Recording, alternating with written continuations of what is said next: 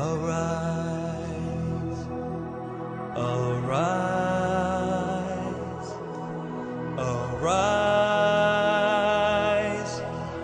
arise, arise,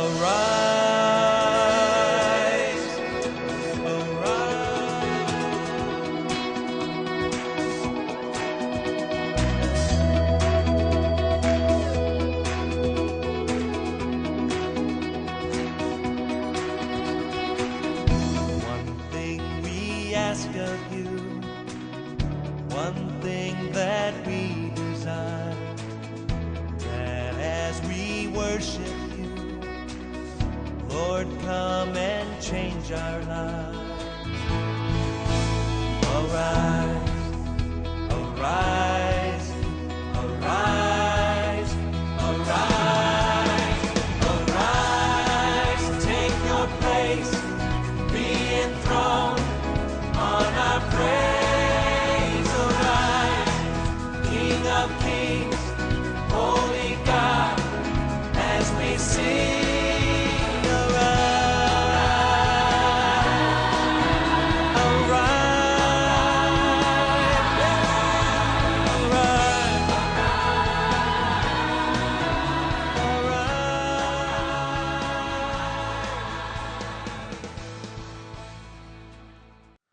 price the Lord. കർത്താവിൻ്റെ പരിശുദ്ധമുള്ള നാമം വാഴ്ത്തപ്പെടുമാറാകട്ടെ. ഹോപ്പ് ഓഫ് ഗ്ലോറി എന്ന ഈ പ്രോഗ്രാമിലേക്ക് നിങ്ങളെ യേശുക്രിസ്തുവിൻ്റെ നാമത്തിൽ സ്വാഗതം ചെയ്യുന്നു. ഞങ്ങളുടെ പ്രോഗ്രാം നിങ്ങളുടെ ഹൃദയത്തിൻ്റെ അകത്തും നിങ്ങളുടെ ജീവിതത്തിലും വരുത്തുന്ന ഒത്തിരി സന്തോഷകരമായ മാറ്റങ്ങൾക്കായിട്ട് കർത്താവിനെ സ്തോത്രം ചെയ്യുന്നു. നിങ്ങളിൽ നിന്ന് വരുന്ന നല്ല റെസ്പോൺസുകൾക്കായിട്ട് ഞാൻ ദൈവത്തെ സ്തുതിക്കുന്നു. യേശുവിൻ്റെ കാൽവറി ക്രൂശിൽ സംഭവിച്ച ബ്ലെസ്സിങ്സുകൾ നിങ്ങൾക്ക് ജീവിതത്തിൽ അനുഭവിക്കാൻ കഴിയുന്നതിൽ ഒത്തിരി സന്തോഷമുണ്ട്. ഇന്ന് നാം കേൾക്കാൻ പോകുന്ന ദൈവവചന ചിന്തകൾ നിങ്ങളുടെ ജീവിതത്തിൻ്റെ അകത്ത് ധാരാളം മാറ്റങ്ങൾക്ക് കാരണമായി തീരുമെന്ന് ഞങ്ങൾ പ്രാർത്ഥിക്കുന്നു. വളരെ പ്രാർത്ഥനയോടെ തികഞ്ഞ ദൈവാശ്രയത്തോടുകൂടി നമുക്ക് ഇന്നത്തെ ശുശ്രൂഷ ആസ്വദിക്കാം. ദൈവം നമ്മെ സഹായിക്കുമാറാകട്ടെ. ആമേൻ. ഒരു പ്രത്യേക നിലവാരത്തിലുള്ള അനുഭവങ്ങൾ ആവർത്തിക്കപ്പെടുന്ന ഒരു പ്രത്യേക കാലഘട്ടത്തിലാണ് നാം ജീവിക്കുന്നത്. ആനുകാലിക സംഭവങ്ങൾ മനുഷ്യ മനസ്സിൽ ഭയം വിധിച്ചുകൊണ്ട് അതിവേഗം കുതിച്ച് പാഞ്ഞുകൊണ്ടിരിക്കുകയാണ്. ഞെട്ടിപ്പിക്കുന്ന ദൈനംദിന ജീവിതത്തിൽ ഞെട്ടിപ്പിക്കുന്ന ധാരാളം വാർത്തകൾ പ്രതിദിനം പ്രസവിക്കപ്പെടുന്ന മാധ്യമങ്ങളിലൂടെ, ദൃശ്യശ്രവണ അനുഭവങ്ങളിലൂടെ കേട്ടും കണ്ടും വായിച്ചും ഗ്രഹിച്ചും ഒരുപറ്റം ജനം ഭയത്തിൻ്റെ അകത്തളത്തിൽ നിരാശ കൊണ്ടിരിക്കുമ്പോൾ, ഏത് നിരാശയ്ക്കകത്തിരിക്കുന്നവനും ഏത് വേദനയ്ക്കകത്തിരിക്കുന്നയാൾക്കും കേട്ടാൽ സന്തോഷം തോന്നുന്ന ഏറ്റവും ശ്രേഷ്ഠമായ വിശേഷമാണ് സുവിശേഷം എന്ന് പറയുന്നത്. സുവിശേഷത്തിൻ്റെ കാതലായ സന്ദേശം, സുവിശേഷത്തിൻ്റെ കാതലായ വിഷയം തന്നെ ജീവിക്കുന്ന കർത്താവായ യേശുക്രിസ്തുവാണ്. ഒരു മനുഷ്യൻ്റെ ജീവിതത്തെ മാറ്റിമറിക്കാൻ കഴിയുന്ന എന്തെങ്കിലും ഭൂമിയിലുണ്ടോ? തകർന്നുപോയൊരു മനുഷ്യനെ പിടിച്ചു പൊക്കാൻ പറ്റുന്ന എന്തെങ്കിലും സംവിധാനങ്ങൾ ഭൂമിയിൽ ദൈവം അവലംബിച്ചിട്ടുണ്ടോ? തകർന്നുപോയ മനുഷ്യനെ പ്രത്യാശയിലേക്ക് പിടിച്ചു കയറ്റാൻ പറ്റുന്ന ഏതെങ്കിലും ചവിട്ടുപടിയുണ്ടോ? ഇങ്ങനെയുള്ള നിരവധി ചോദ്യങ്ങൾക്കുള്ള ഏക മറുപടിയാണ് കർത്താവായ യേശുവിൻ്റെ സുവിശേഷം. അതുകൊണ്ട് ഇന്ന് രാത്രിയിൽ ഈ ദേശത്ത് സുവിശേഷം പ്രസംഗിക്കാൻ കഴിയുന്നതിൽ ഞാൻ കർത്താവിന് സ്തോത്രം ചെയ്യുന്നു.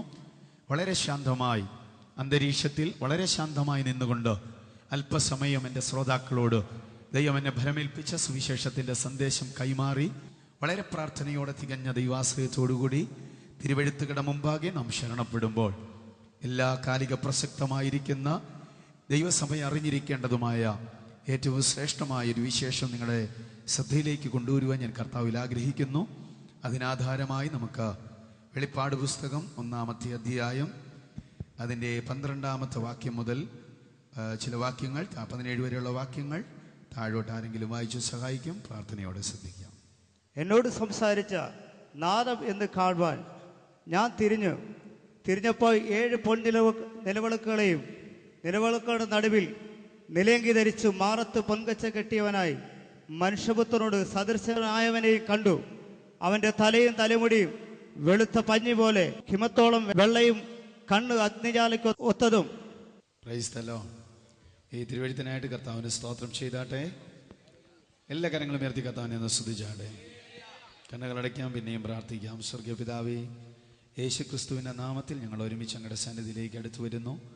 അവിടുത്തെ പുത്രനും ഞങ്ങളുടെ വീണ്ടെടുപ്പുകാരനുമായ ക്രിസ്തുവിൻ്റെ നാമം ഇന്ന് രാത്രി ദേശത്ത് ശക്തമായി ഉയർത്തപ്പെടേണ്ടതിനായിട്ട് ഞങ്ങൾ പ്രാർത്ഥിക്കുന്നു.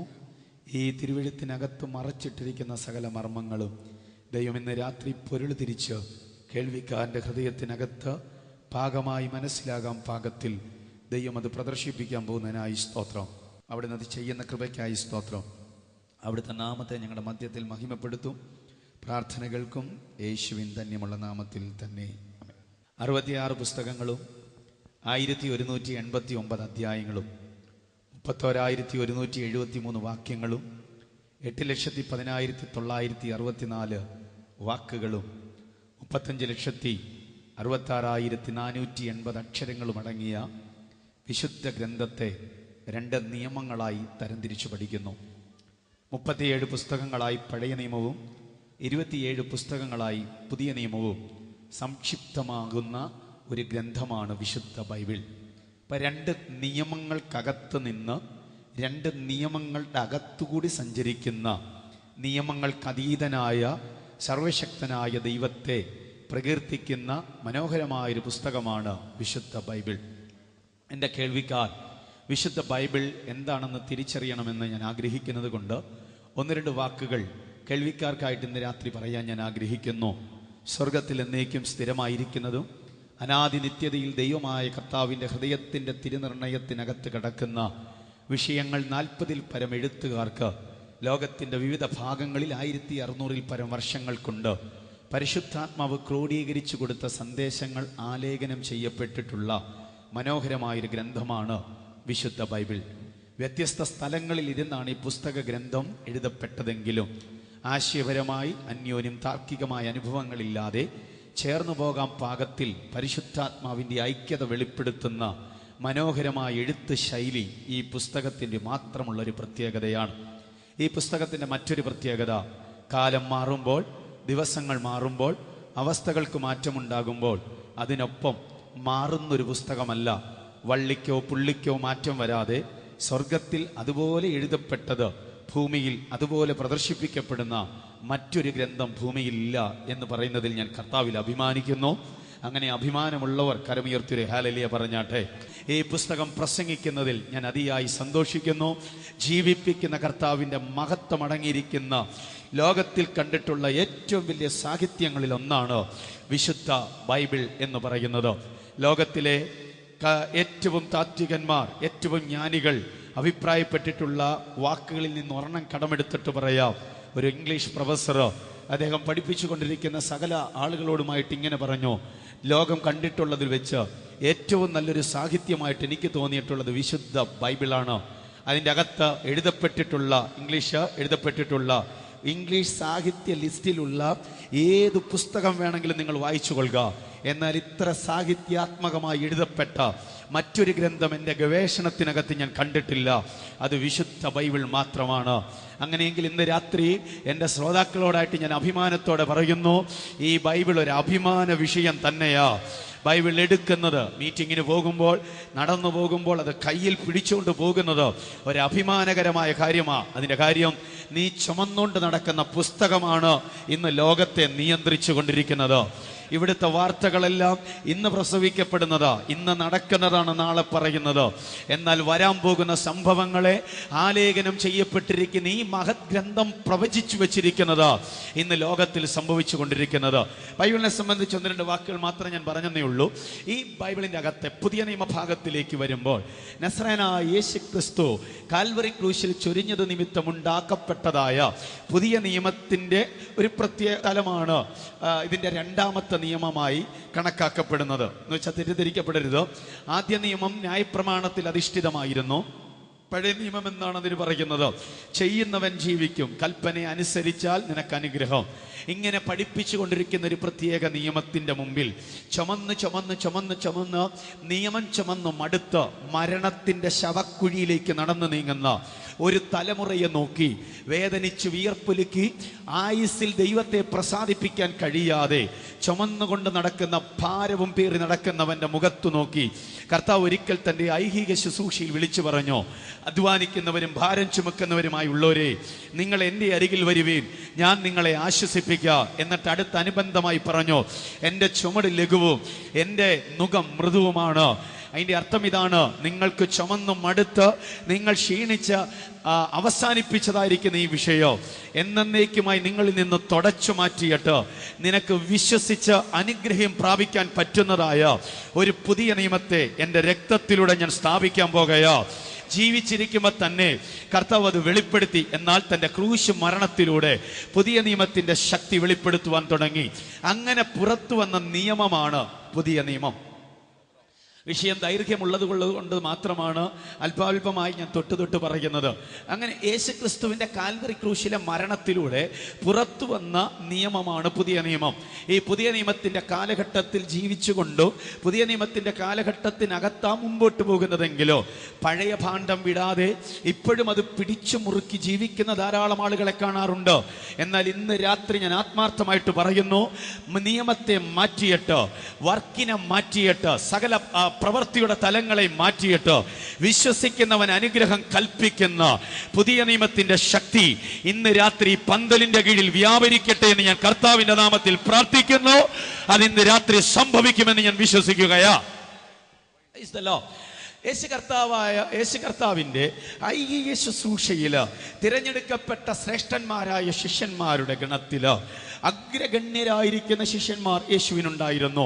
തിരഞ്ഞെടുക്കപ്പെട്ട 12 പേർ, അതിനുശേഷം 70 പേർ, അങ്ങനെ തുടങ്ങുന്ന ഒരു വലിയ ഗ്രൂപ്പ്, പിന്നത് 3000 ആകുന്നു. ഇങ്ങനെ വളർന്നു പോകുന്ന ഒരു പറ്റം വലിയ ശിഷ്യവൃന്ദങ്ങൾ കർത്താവിനുണ്ടായിരുന്നു. തൻ്റെ ഐഹിക ശുശ്രൂഷ 3.5 വർഷത്തെ പരിമിത സമയം മാത്രമായിരുന്നത് കൊണ്ട്, ഏൽപ്പിക്കപ്പെട്ട ദൗത്യം വിശാലവുമായതുകൊണ്ട്, പരിമിതമായ വർഷം കൊണ്ട് വിശാലമായൊരു ദൗത്യം കയ്യിലുള്ളയാൾക്ക് അത് വിശാല തലത്തിലേക്ക് കൊണ്ടുപോകുവാൻ തിരഞ്ഞെടുക്കപ്പെട്ട അഗ്രഗണ്യരായ ശിഷ്യഗണങ്ങൾക്കകത്ത് നിന്ന് ഏറ്റവും ശ്രേഷ്ഠന്മാരുടെ പട്ടികയിൽ വരുന്ന 3 പേരുണ്ട്. അതൊന്ന് പത്രോസാണ്, 2 യാക്കോബാണ്, 3-മത്തത് യോഹന്നാനാണ്. അങ്ങനെ കർത്താവ് വേർതിരിച്ചിട്ടില്ല എന്ന് ഞാൻ മനസ്സിലാക്കുന്നു. എങ്കിലും സുവിശേഷ ഭാഗങ്ങളിലൂടെ പത്രോസിനെയും യാക്കോബിനെയും യോഹന്നാനെയും കേന്ദ്രീകരിച്ചുള്ള പ്രത്യേകമായ ചില സംഭവങ്ങൾ ക്രോഡീകരിക്കപ്പെടുമ്പോൾ ഈ തെരഞ്ഞെടുക്കപ്പെട്ട 12 ശിഷ്യന്മാരിൽ തന്നെ പ്രമുഖ സ്ഥാനങ്ങളിലേക്ക് ഒരുപക്ഷെ ദൈവം ഇവരെ നിയമിച്ചിട്ടുണ്ട് എന്ന് തിരിച്ചറിയാൻ കഴിയുന്നു. നോക്കുക, പത്രോസ് ദൈവസഭയുടെ ആദ്യത്തെ അപ്പോസ്തലനായി തിരഞ്ഞെടുക്കപ്പെടുന്നു. ദൈവസഭയെ നയിക്കാൻ വേണ്ടി ദൈവം അദ്ദേഹത്തെ തിരഞ്ഞെടുക്കുകയാ. യാക്കോബ് ദൈവസഭയുടെ ആദ്യത്തെ രക്തസാക്ഷിയായി മാറിയപ്പോൾ യേശു ക്രിസ്തുവിൻ്റെ സ്നേഹിതനോ ക്രിസ്തുവേശുവിൻ്റെ സ്നേഹത്തിൻ്റെ മനോഹാരിത പൊതുജനത്തിൻ്റെ മധ്യത്തിൽ സരസമായ ഭാഷയിൽ അവതരിപ്പിച്ചതുകൊണ്ട് സ്നേഹത്തിൻ്റെ മൂർത്തിഭാവമായ ക്രിസ്തുവിനെ സ്നേഹത്തിൻ്റെ തൂലിക കൊണ്ട് വെളിപ്പെടുത്തുവാൻ പരിശുദ്ധാത്മാവിൻ്റെ പണിപ്പുരയ്ക്കകത്ത് ആത്മാവിനാൽ തിരഞ്ഞെടുക്കപ്പെട്ട് ആത്മാവിനാൽ ഉപയോഗിക്കപ്പെട്ട അനുഗ്രഹീതനായ ഒരു ദൈവദാസനാണ് യോഹന്നാൻ എന്ന് പറയുന്ന ദൈവദാസൻ. യോഹന്നാനെ പറ്റി ചിന്തിക്കുമ്പോൾ തന്നെ എൻ്റെ ഹൃദയത്തിന് ഒത്തിരി സന്തോഷമുണ്ട്. എല്ലാവരെയും പോലെ അല്ല യോഹന്നാൻ.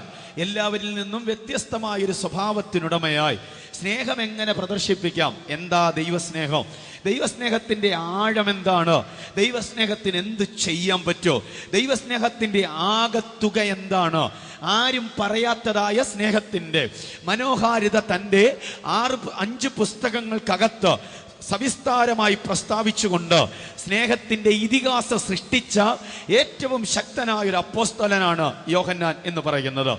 യോഹന്നാൻ കണ്ട ക്രിസ്തുവിനെയാണ് അല്പസമയം നിങ്ങളുടെ മുമ്പിൽ ഞാൻ അവതരിപ്പിക്കാൻ ആഗ്രഹിക്കുന്നത്. വളരെ പ്രാർത്ഥനയോടെ തികഞ്ഞ ദൈവാശ്രയത്തോടുകൂടി ദൈവമുമ്പാകെ ഇരിക്കുവാൻ ഒരിക്കൽ കൂടി ഞാൻ ആഹ്വാനം ചെയ്യുന്നു. യോഹന്നാൻ കണ്ട ക്രിസ്തു, എല്ലാവരും ക്രിസ്തുവിനെ കണ്ടവരാ, എല്ലാവരും കർത്താവിനെ ദർശിച്ചവരാ. പത്രോസ് കണ്ടു ക്രിസ്തുവിനെ, യാക്കോബ് കണ്ടു ക്രിസ്തുവിനെ, ആന്ത്രയോസ് കണ്ടു ക്രിസ്തുവിനെ. എന്നാൽ എല്ലാവരും കണ്ടതുപോലെയല്ല യോഹന്നാൻ കണ്ടത്. യോഹന്നാൻ കണ്ട ക്രിസ്തുവിൽ 3 പ്രകടമായ തലങ്ങൾ ഉണ്ടായിരുന്നു. ആ 3 പ്രകടമായ തലങ്ങളെയാണ് ഇന്ന് രാത്രി പരിമിതമായ സമയം കൊണ്ട് പറഞ്ഞ് അവസാനിപ്പിക്കാൻ കർത്താവിൽ ആഗ്രഹിക്കുന്നത്. ഒന്ന് രണ്ട് വാക്കുകൂടി യോഹന്നാനെ പറ്റി പറഞ്ഞിട്ട് ആ ഭാഗത്തിലേക്ക് ഞാൻ കയറി വരാം. യോഹന്നാൻ എന്ന അഗ്രഗണ്യനായ അപ്പോസ്തലൻ ഡൊമീഷ്യൻ എന്ന് പറയുന്ന ഭരണാധികാരിയുടെ കാലഘട്ടത്തിൽ കഠിനമായ പീഡമുറകൾക്കകത്തുകൂടി കടന്നു പോകേണ്ട സാഹചര്യങ്ങൾ ഉണ്ടായി. തിളച്ചു മറിയുന്ന എണ്ണയ്ക്കകത്ത് കൈതട്ടി ആരാധിക്കാൻ ആർക്കെങ്കിലും കഴിയുമോടാ എന്നൊരു ചോദ്യമുണ്ടായാൽ ഉയരത്തിലിരിക്കുന്ന യോഹന്നാൻ ടാറ്റ കാണിച്ചിട്ട് പറയോ, അങ്ങനെ ചെയ്ത ഒരു പാരമ്പര്യം പെന്തിക്കോസ്തിനുണ്ട്. ഇന്ന് രാത്രി വിശ്വസിക്കുന്നവരോട് ഞാൻ ആത്മാവിൽ പറയാം, തീച്ചൂളയുടെ മധ്യത്തിൽ തകർന്ന് തരിപ്പണമാകുന്ന ഒരഭിഷേകമല്ല വിശ്വസിക്കുന്നവന്റെ അകത്ത് വ്യാപരിക്കുന്നത്. പീഡമുറകൾക്കകത്ത് ഒതുങ്ങിപ്പോകുന്നതോ, കഷ്ടതയ്ക്കകത്ത് നെടുവീർപ്പിട്ട് തകർന്നു പോകുന്നതോ, ലക്ഷ്യമില്ലാത്ത ജീവിതത്തിൽ ചവറ്റുകുട്ടയ്ക്കകത്തേക്ക് തള്ളപ്പെടുന്നത് പോലെ എറിയപ്പെടുന്ന ഒരു അനുഭവമല്ല ക്രിസ്തീയ ജീവിതത്തിൻ്റെത്. ഏത് പ്രതിസന്ധിക്കകത്ത് നിന്നോ കരുത്തു പ്രാപിച്ച് കയറി വരുവാൻ അകത്തു പ്രാപിച്ച് അഭിഷേകമുള്ള ഒരു തലമുറയോടെ ഇന്ന് രാത്രി ഞാൻ പ്രസംഗിക്കുന്നത്. അതാ യോഹന്നാന്റെ അകത്ത് വ്യാപരിച്ചത്. Price the Lord.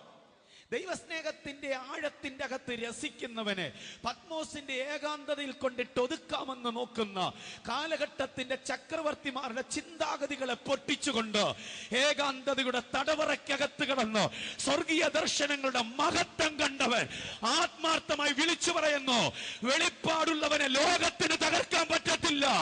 അങ്ങനെയാണെങ്കിൽ ഇന്ന് രാത്രിയിൽ ഈ പന്തലിന്റെ കീഴിൽ വെളിപ്പാടുള്ളവനുണ്ടെങ്കിൽ ലോക സംഭവങ്ങൾക്ക് തകർക്കാൻ പറ്റാത്ത ഒരു തലമുറയായി ദൈവം നിന്നെ പുറത്തു കൊണ്ടുവരാൻ പോകുകയാ. രക്തത്താൽ ജയം വ്യാപരിക്കട്ടെ. അത്ര അഗ്രഗണ്യനായ ഒരു മനുഷ്യനാണ് യോഹന്നാൻ. യോഹന്നാനെ എനിക്ക് ഒത്തിരി ഇഷ്ടം തോന്നുന്നത് യോഹന്നാന്റെ അകത്ത് ദൃഢമായി നിൽക്കുന്നതും ബലമായി നിൽക്കുന്നതും ദൈവസ്നേഹമാണ്. Praise the lord. യോഹന്നാൻ കണ്ട ക്രിസ്തു, അതിലേക്ക് നമുക്ക് വരാം. യോഹന്നാൻ കണ്ട ക്രിസ്തുവിന് എന്താണ് പ്രത്യേകത?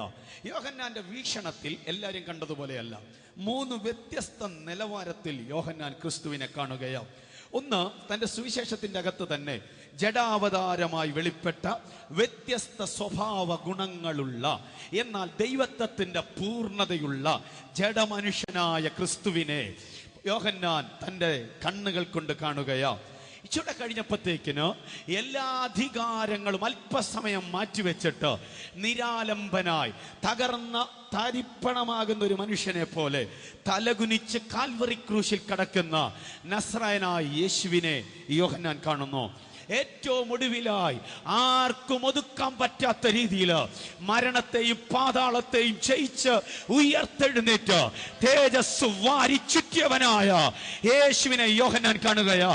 ഈ 3 തലങ്ങളിലൂടെയാ ഇന്ന് രാത്രിയിൽ എന്റെ വേദചിന്ത പോകുന്നത്. പ്രാർത്ഥനയോടെ ശ്രദ്ധിക്കുക. യെരൂശലേം എന്ന് പറയുന്ന പച്ചപ്പ് നിബിഡിതമായിരിക്കുന്ന മലകൾക്കടയിലൂടെ ഒഴുകി വരുന്ന പ്രത്യേകമായ ഉറവിടങ്ങളിൽ നിന്ന് ഉരുവാക്കപ്പെടുന്നതായ യോർദാൻ നദി പോലുള്ള നദികളും ഗലീല കടൽ പോലെയുള്ള മനോഹാരിതകളുടെ പശ്ചാത്തലത്തിൽ ഒരു മുക്കുവ അനുഭവത്തിനകത്ത് ജീവിക്കുന്ന സാധാരണക്കാരനായ ഒരു ചെറുപ്പക്കാരൻ്റെ അടുക്കലേക്ക് നസ്രയനായ യേശു നടന്നടുക്കുകയാ. നോക്കുക, കടൽപ്പുറത്ത് പോയിട്ടുള്ളവരുണ്ട്, കടൽ തീരത്ത് പോയിട്ടുള്ളവരുമുണ്ട്. കാറ്റുകൊള്ളാനും കടലിന്റെ മനോഹാരിത കാണാനും വേണ്ടി നാമും പലപ്പോഴായി കടന്നു പോകാറുള്ളതാ. എന്നാൽ കടൽ കാണാനും മനോഹാരിത കാണാനുമല്ല, വയറ് നിറയാനും ഉപജീവനത്തിനും വേണ്ടി കടലിലിറങ്ങുന്ന ഒരുപറ്റം തൊഴിലാളികൾ മാത്രമുള്ള ആ പ്രത്യേകമായ സ്ഥലത്തിലൂടെ ഈ പ്രപഞ്ചത്തെ ചമച്ചുണ്ടാക്കിയവന്റെ ദേഹരൂപമായ ഒരു അവതാരം ഇതാ നടന്നടുക്കുകയാ. നോക്കുക, ആ പ്രത്യേകമായിരിക്കുന്ന ആ അനുഭവത്തില് കഴിഞ്ഞ രാത്രിയിലെ അധ്വാനത്തിന് ശേഷമായി പത്രോസിനോടൊപ്പം ഇരുന്ന് വല നന്നാക്കിക്കൊണ്ടിരിക്കുന്ന ഒരു പ്രത്യേക പശ്ചാത്തലം. അതിന്റെ അടുക്കിലേക്ക് നടന്നു വരുമ്പോൾ നസ്രായനായ യേശുവിനെ ആരംഭത്തിൽ ജീവിതത്തിൽ ആദ്യമായി ഒരു മനുഷ്യൻ കാണുകയും അവന്റെ പേര് യോഹന്നാൻ എന്ന. അവന്റെ കണ്ണുകൾ അല്പസമയം അവന്റെ മുഖത്തേക്ക് പതിച്ചു. എല്ലാവരെയും പോലെയല്ല, ഇസ്രായേൽ സൗന്ദര്യമുള്ള ധാരാളം യൗവനക്കാരെ കണ്ടിട്ടുണ്ട്, ആരോഗ്യ ദൃഢഗാത്രന്മാരായവരെ കണ്ടിട്ടുണ്ട്, മീശയുള്ളവരെയും ചിരിയുള്ളവരെയും കണ്ടിട്ടുണ്ട്, വസ്ത്രധാരണത്തിൽ മോടിയുള്ളവരെ കണ്ടിട്ടുണ്ട്. എന്നാൽ ഇതുവരെ ആരെയും കണ്ടിട്ടില്ലാത്തതുപോലെ വ്യത്യസ്തമായ വ്യക്തി വ്യക്തിത്വത്തിന്റെ പ്രഭ മുഖത്തണിഞ്ഞുകൊണ്ട് ഒരു യൗവനക്കാരൻ നടക്കുകയാ. പത്രോസ് അത്ര ശ്രദ്ധിച്ചു കാണത്തില്ല. പക്ഷേ യോഹന്നാൻ അവന്റെ കണ്ണുകൾ കൊണ്ട് ആധികാരികമായിട്ട് അവനെ അങ്ങ് ശ്രദ്ധിച്ചു. അവന്റെ മുഖത്ത് പതിഞ്ഞ കണ്ണുകൾ ആഴ്ന്നിറങ്ങി ആ കണ്ണുകൾക്കകത്ത് നിന്ന് യോഹന്നാൻ ഒരു കാര്യം തിരിച്ചറിഞ്ഞു. ഇവൻ എല്ലാവരെയും പോലെയല്ല. ഈ ചരിത്രത്തിൽ കണ്ട അവതരിച്ച സകല പുരുഷന്മാരെ ഞാൻ കണ്ടിട്ടുണ്ട്. എന്റെ പ്രായത്തിന്റെ ഇടയിൽ കേളികേട്ട പലരെ ഞാൻ കണ്ടിട്ടുണ്ട്. എന്റെ ചെറുപ്പം മുതൽ ഇവിടുത്തെ ജ്ഞാനികളും താത്വികന്മാരും ഗുരുക്കന്മാരുമായ പലരെ ഞാൻ കണ്ടിട്ടുണ്ട്. പക്ഷെ ആരെ കണ്ടതുപോലെയല്ല ഞാൻ ഇവനെ കാണുന്നത്. എന്തോ വ്യത്യസ്തതകളുള്ള ഒരു യൗവനക്കാരൻ നടന്നു വരുന്നതായി യോഹന്നാൻ തന്റെ കണ്ണിൽ കാണുമ്പോൾ അവൻ അറിഞ്ഞില്ല ഈ യൗവനക്കാരൻ ദൈവമായ കർത്താവാണെന്ന്. നോക്കുക, നടന്നടുത്ത് വരുന്നതായിരിക്കുന്ന ഈ മനുഷ്യനെ അങ്ങ് കണ്ടു. പക്ഷേ വിളിച്ചത് പത്രോസിനെയാ. പത്രോസ് ആ വിളി കേൾക്കുന്നു, ഈ യാത്ര തിരിക്കുന്നു. പത്രോസ് എന്ന ആരംഭ ശിഷ്യന് ശേഷമായി, പിന്നെ കർത്താവിങ്കിലേക്ക് അടുത്തു വരുന്ന ആന്ത്രയോസിന് ശേഷമായി യോഹന്നാൻ കർത്താവിന്റെ അടുക്കലേക്ക് അടുത്തു വരുമ്പോൾ എല്ലാ ശിഷ്യന്മാരെ പോലെയല്ല. അതൊന്നുകൂടി ഒന്ന് പറഞ്ഞ് ഞാൻ ഉറപ്പിക്കാം. നോക്കുക, കണ്ണ് ആഴത്തി പതിച്ചതോ കണ്ണ് മുഖത്ത് നിന്ന് പറിക്കാതെ നോക്കിയതിന്റെയോ ഏക അടയാളമാ. കൂട്ടത്തിൽ ഇരിക്കാനായിട്ട് കർത്താവ് സീറ്റിട്ടപ്പോൾ വേറെ എങ്ങും മാറിപ്പോകാതെ തന്റെ തൊട്ടടുത്ത് വന്നിരുന്നു മാർവിനോട് ചേരാൻ വേണ്ടി വേറൊരു ശിഷ്യനും കൊതിച്ചില്ല. അതിന്റെ കാര്യം ഇതുപോലൊരാളെ കണ്ടിട്ടില്ലാത്തത് കൊണ്ട് അവനെ ചാരിയാൽ അവന്റെ അകത്ത് കിടക്കുന്നത് കാണുന്നവന് മാത്രമേ അവനെ ചാരാൻ കഴിയത്തുള്ളൂ. ജയം കരങ്ങൾ ഉയർത്തി ഹല്ലേലൂയ പറഞ്ഞാട്ടെ. യോഹന്നാൻ കർത്താവിനെ ദർശിക്കാൻ തുടങ്ങി. ഞാനതിങ്ങനെ അവതരിപ്പിക്കാം. ആ 12 ശിഷ്യന്മാരുടെ ഇടയിൽ നിന്നുകൊണ്ട് ഏതൊരു ശുശ്രൂഷ നടന്നാലും മാറി നിന്ന് യോഹന്നാൻ കർത്താവിനെ വീക്ഷിക്കുകയാ. യോഹന്നാന്റെ സുവിശേഷം 21 അധ്യായമുള്ള സുവിശേഷം വായിച്ചിട്ടുള്ളവർക്കറിയാം. വേറൊരു സുവിശേഷത്തിൽ കാണാത്തതായ ധാരാളം അനുഭവങ്ങൾ ഈ സുവിശേഷത്തിനകത്ത് പരിശുദ്ധാത്മാവ് ആലേഖനം ചെയ്യുകയാ. ആൾക്കൂട്ടത്തിൽ നിന്ന് മാറി നിന്ന് യോഹന്നാൻ യേശുവിനെ നോക്കുകയാ. യേശു എന്താ ചെയ്യുന്നത്? ഇന്ന് വരെ ഈ യെരുശലേമിന്റെ തെരുവില് നടന്നെടുത്ത ഒരു പുള്ളിയോ കുഷ്ഠരോഗിയെ ചേർത്ത് പിടിച്ചിട്ടില്ല. ഒരു പുള്ളിയോ കുഷ്ഠരോഗിയോട് മനസ്സലിവ് കാണിച്ചിട്ടില്ല. 12 ശിഷ്യന്മാരിൽ നിന്ന് വേറിട്ടവനായി യോഹന്നാൻ നോക്കുമ്പോൾ അവന്റെ വ്യക്തിത്വത്തിന്റെ പ്രഭ ഓരോ നോട്ടത്തിലും വർദ്ധിച്ചു വരികയാ. ആൾക്കൂട്ടത്തിന്റെ ഇടയിൽ നിന്ന് അവൻ പറഞ്ഞു, ഇതുപോലൊരാളെ ഞാൻ കണ്ടിട്ടില്ല. പഴുത്ത വ്രണമുള്ളവനെ ചേർത്ത് പിടിക്കുന്ന ഇത്ര വ്യക്തിത്വമുള്ള ഒരുത്തനെ ഞാൻ കണ്ടിട്ടില്ല. അതത്ര നസ്രനായ യേശു. ഇന്ന് രാത്രി നാൽപ്പാത്തിമല കേൾക്കാൻ വേണ്ടി പറയുന്നു. യേശുവിന്റെ ജഡാവതാരത്തിന്റെ വ്യക്തിത്വത്തെ പറ്റിയാണ് ഞാൻ പറയുന്നത്. ഇവിടെ പറഞ്ഞു ഫലിപ്പിക്കാൻ നാവും പ്രയാസമില്ലാത്തവരുമുണ്ട്, വാക്ചാതുര്യമുള്ളവരുണ്ട്. പറഞ്ഞതുപോലെ പ്രവർത്തിക്കാതെ പലരും ജീവിതം തന്നെ തകർന്ന് തരിപ്പണമായി പോകുമ്പോൾ പറക മാത്രമല്ല പ്രവൃത്തി കൊണ്ട് ജീവിതത്തെ തെളിയിച്ച സ്നേഹത്തിന്റെ മൂർത്തിഭാവമായ കർത്താവിനെ പറ്റി ഇന്ന് രാത്രി ഞാൻ പറയുന്നത്. അവൻ പറകയല്ല, അവൻ പ്രവർത്തി കാണിക്കുകയാ. എന്റെ പഠനമുറിക്കകത്തിരുന്ന് ഞാനത് ധ്യാനിച്ചപ്പോൾ ഞാൻ ആ ഭാഗം ഇങ്ങനെ ചിന്തിച്ചു. ഈ ചെറുപ്പക്കാരന്റെ ദേഹത്തേക്ക് യേശുവിനെ ചേർത്ത് പിടിക്കുമ്പോൾ പഴുത്ത വ്രണങ്ങൾ പൊട്ടി പഴുപ്പൊഴുകിയിട്ട് അവന്റെ വസ്ത്രത്തിൽ അത് പറ്റിയിട്ടുണ്ട്. അവനെ ചേർത്ത് പിടിക്കുമ്പോൾ ആ ചെറുപ്പക്കാരൻ ഏങ്ങലടിക്കുക. എന്തിനാ ഏങ്ങലടിക്കുന്നടാ മോനെ എന്ന് ചോദിച്ചാൽ അവന്റെ ഹൃദയത്തിന്റെ അകത്ത് നിന്നൊരു വാക്ക് പുറത്തു വരും. ആ വാക്കിതാ, കർത്താവേ എനിക്ക് സൗഖ്യം വേണ്ട, ഗുരു എനിക്ക് സൗഖ്യം വേണ്ട. ഈ അസുഖം എന്റെ തൊലിപ്പുറത്ത് തല പൊക്കിയപ്പം മുതൽ ഞാൻ ഒറ്റപ്പെട്ടു പോയതാ. വേദനയ്ക്കകത്ത് നിന്ന് ഞാൻ അറിയാതെ ചോദിച്ചു, ആരെങ്കിലും എന്നെ ചേർത്ത് പിടിക്കാനുണ്ടോ? എനിക്ക് സൗഖ്യമല്ല ആവശ്യം, ചേർത്ത് പിടിക്കുന്ന ഒരാളെയാണ് ആവശ്യം. ഇന്ന് രാത്രി തഴയപ്പെട്ട തകരപ്പെട്ട ആരും ചേർത്ത് പിടിക്കാനില്ലാത്ത ആരെങ്കിലും എന്നെ കേൾക്കുന്നെങ്കിൽ ഇന്ന് രാത്രിയിൽ നസ്രായനായ യേശു പറയുന്നു, നിന്നെ ചേർത്ത് പിടിക്കാൻ എന്നെ കൊണ്ട് പറ്റൂ. ചേർത്ത് പിടിക്കാൻ പറ്റുന്ന ഒരാളെ യോഹന്നാൻ കാണിച്ചു. അത് നസ്രായനായ യേശുവാ. യോഹന്നാൻ യേശുവിന്റെ വ്യക്തിത്വത്തെ മാറി നിന്ന് വീക്ഷിച്ചപ്പോൾ എല്ലാരെയും പോലെയല്ല കർത്താവ്. അവൻ ചേർത്ത് പിടിക്കുക. യേശു ഇന്നും ജീവിക്കുന്നു. എന്നാൽ തൻ്റെ ഐഹിക ജീവിതത്തിൽ ശുശ്രൂഷയിൽ യേശു ഉപമ പറഞ്ഞു. ദൈവാലയത്തിൻ്റെ അകത്ത് ശുശ്രൂഷിക്കുന്ന പുരോഹിതൻ ശുശ്രൂഷയുടെ മനോഹാരിത വെളിപ്പെടുമ്പോൾ പാവപ്പെട്ടവനെ സഹായിക്കണം, കൂട്ടുകാരനെ സ്നേഹിക്കണം, ദയ കാണിക്കണം എന്നൊക്കെ മനോഹാരിത ഭാഷയിൽ പറയും. പക്ഷേ വഴിയാത്രയിൽ തകർന്ന് തരിപ്പണമായി കിടക്കുന്ന ഒരുത്തനെ കണ്ടിട്ട് വഴി മാറിപ്പോകും. യേശു പറഞ്ഞ ഉപമയതാ. നോക്കുക, ആലയത്തിൻ്റെ അകത്തുള്ള ജനത്തോടുള്ള സമീപനത്തിൽ, പ്രഭാഷണത്തിൽ അവരെ സ്നേഹിക്കണം, അവരെ കരുതണം, അവരുടെ മുറിവുകൾ പൊറുപ്പിക്കണം, അല്ലെങ്കിൽ അത് കെട്ടണം എന്നൊക്കെ പറയുമെങ്കിലും ആ പ്രത്യേക സമയം അടുത്തു വരുമ്പോൾ അവനെ കണ്ടിട്ട് വഴിമാറിപ്പോയൊരു കഥ കർത്താവ് രേഖപ്പെടുത്തുന്നുണ്ടോ? പുരോഹിതൻ വഴിമാറി, ലേവ്യനും വഴിമാറി. എന്നാൽ അധികം പറയാതെ പ്രവർത്തിക്കുന്നവൻ വഴിമാറത്തില്ല. കരമുയർത്തി ഹല്ലേലൂയ പറയാമോ? ഇതാ നസ്രേനായ യേശു. നോക്കുക, ഈ മാറി നിന്നിങ്ങനെ വീക്ഷിക്കുമ്പോൾ, ആരെങ്കിലും നമ്മൾ മാറി നിന്ന് വീക്ഷിച്ചാലേ അവരെന്താണ് എന്ന് നമുക്ക് മനസ്സിലാകത്തുള്ളൂ. ദൂരെ നിന്ന് നോക്കുകയും അടുത്ത് നിന്ന് നോക്കുകയും ചെയ്യുന്ന രണ്ട് അനുഭവങ്ങളുണ്ട്. ദൂരെ നിന്ന് നോക്കി ഒരു വ്യക്തിയെ പഠിക്കുമ്പോഴാണ് അവനോട് അടുക്കാൻ നമുക്ക് ഇഷ്ടം തോന്നുന്നത്. നോക്കുക, യോഹന്നാൻ ആദ്യം അങ്ങോട്ട് അടുത്തില്ല, പക്ഷെ ദൂരക്കാഴ്ചയിൽ അവൻ്റെ വ്യക്തിത്വത്തെ അവൻ യോഹന്നാന്റെ ഹൃദയത്തിലോട്ട് ആകർഷിക്കപ്പെടുകയാ. പിന്നെ കാണുക, നോക്കുക, ഒരു തളർന്ന് എഴുന്നേക്കാൻ പറ്റാതെ കിടക്കുന്ന ഒരു മനുഷ്യന്റെ അടുക്കിലോട്ട് ചെന്നിട്ട് പറയുന്നത്, നിന്റെ കിടക്ക എടുത്തുണ്ട് നടക്കടാ. അപ്പോൾ യോഹന്നാൻ കാണുന്നത് ഇതാണ്. ഇതുവരെ ആരും ഇങ്ങനെ പറഞ്ഞിട്ടില്ല. നേരത്തെ ഞാൻ പറഞ്ഞു, ഇതുവരെ ആരും ചെയ്യാത്തതാ കർത്താവ് ചെയ്തത്. ഇതുവരെ ആരും പറഞ്ഞിട്ടില്ല എഴുന്നേറ്റ് കിടക്ക എടുത്തുണ്ട് നടക്കടാ.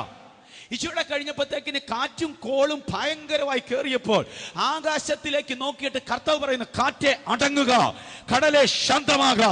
യോഹന്നാൻ അമ്പരപ്പോടെ ആകാശത്തിലേക്ക് നോക്കി എന്തെങ്കിലും നടക്കുന്നുണ്ടോ എന്ന് നോക്കിയപ്പോൾ നടന്ന സംഭവം ഇതാ. കാറ്റൊതുങ്ങി, കടൽ അടങ്ങി, ബോട്ടും ഒതുങ്ങി. യോഹന്നാൻ അത്ഭുതം തോന്നാൻ തുടങ്ങി. അതവൻ ഹൃദയത്തിൽ സംഗ്രഹിച്ച് അടുത്ത ദിവസം കർത്താവുമായിട്ട് യാത്ര ചെയ്യുമ്പോൾ നേർക്ക് നേരെ ഒരു ഭൂതഗ്രസ്തം വരിക. അവനെ കണ്ട ഉടനെ കർത്താവ് പറഞ്ഞു, അവനെ നോക്കി കർത്താവ് ഒന്ന് ചിരിച്ച ഉടനെ അവൻ ഓടി വന്നു മുട്ടുകുത്തിയിട്ട്, സമയത്തിനു മുമ്പേ എന്നെ ദണ്ഡിപ്പിക്കാൻ നീ വന്നിരിക്കുന്നുവോ എന്ന് ചോദിച്ച കേട്ടപ്പോൾ ആർക്കും ആശ്ചര്യം തോന്നിയില്ലെങ്കിലോ യോഹന്നാൻ ആശ്ചര്യം തോന്നി. അതിന്റെ കാര്യം ഇന്നലെ ചെയ്തതല്ലവൻ ചെയ്യുന്നത്. ഓരോ ദിവസവും വ്യത്യസ്തമായ അധികാരങ്ങൾ വെളിപ്പെടുത്തി അവൻ തന്റെ വ്യക്തിത്വത്തെ ഉറപ്പിക്കുകയാ. Price the Lord. ഇന്ന് നിങ്ങൾ കേട്ടതായ തിരുവെഴുത്ത് നിങ്ങളുടെ ഹൃദയത്തിൻ്റെ അകത്ത് അസാധാരണമായ മാറ്റമുണ്ടാക്കിയെന്ന് ഞാൻ വിശ്വസിക്കുന്നു. ദൈവവചനം കേട്ടുകൊണ്ടിരുന്നപ്പോൾ തന്നെ പരിശുദ്ധാത്മാവ് ചിലരെ തൊട്ടെന്ന് ഞാൻ വിശ്വസിക്കുന്നു. ചിലരുടെ മേൽ അസാധാരണമായ ദൈവശക്തി വ്യാപരിച്ചിട്ട് ചില പ്രശ്നങ്ങൾ എന്നേക്കുമായി അവരുടെ വീട് വിട്ട് മാറുന്നത് ദൈവത്തിൻ്റെ പരിശുദ്ധാത്മാവിൽ കാണുന്നു. യേശുവിൻ നാമം നിങ്ങളുടെ ജീവിതത്തിൽ ജയക്കൊടിയാകട്ടെ. ഒരു വാക്ക് ഞാൻ പ്രാർത്ഥിക്കുന്നു. സ്വർഗത്തിലും ഭൂമിയിലും സകല അധികാരം പ്രാപിച്ച യേശുവിൻ്റെ നാമത്തിൽ കർത്താവേ, ശ്രോതാക്കളുടെ മേൽ ദൈവശക്തി വ്യാപരിച്ച കൃപയ്ക്കായി സ്തോത്രം. അവരുടെ ആവശ്യങ്ങൾ എന്ത് തന്നെയാണെങ്കിലും അതിൻ്റെ മീതെ ദൈവത്തിൻ്റെ ജയക്കൊടി പാറിയതിനായി നന്ദി പറയുന്നു. അത്ഭുതം കർത്താവ് ചെയ്യും. പ്രാർത്ഥിച്ച് എല്ലാവരെയും ഞാൻ ബ്ലസ് ചെയ്യുന്നു യേശുവിൻ നാമത്തിൽ തന്നെ. ആമേൻ. കർത്താവ് നിങ്ങളെ പിന്നെയും സഹായിക്കും. ഞങ്ങളുടെ പ്രോഗ്രാം തുടർമാനമായി കാണുക. ലോകരാജ്യങ്ങളിൽ ഈ പ്രോഗ്രാം എത്തിക്കാൻ താല്പര്യമുള്ള ദൈവമക്കൾ ദയവായി ഞങ്ങളെ കോൺടാക്റ്റ് ചെയ്യുക. നിങ്ങൾക്ക് നമ്മുടെ പ്രോഗ്രാമുകൾ സ്പോൺസർ ചെയ്യാനുള്ള സാവകാശങ്ങളുണ്ടാകും. അപ്പോൾ തന്നെ കോട്ടയം മാർക്കറ്റ് റോഡിൽ വ്യാപാര ഭവൻ ഓഡിറ്റോറിയത്തിൽ ഗ്ലോബൽ വർഷിപ്പ് സെൻ്ററിൻ്റെ ആരാധന നടക്കുന്നു. എല്ലാ ഞായറാഴ്ചയും രാവിലെ 9:30 മുതൽ 12:30 വരെ നടക്കുന്ന ആരാധനയിലേക്കും വിടുതൽ ശുശ്രൂഷയിലേക്കും നിങ്ങളെ ഞങ്ങൾ സ്വാഗതം ചെയ്യുന്നു. ദൈവം നമ്മെ ഒരുമിച്ച് സഹായിക്കുമാറാകട്ടെ. അമേൻ, അമേൻ, അമേൻ.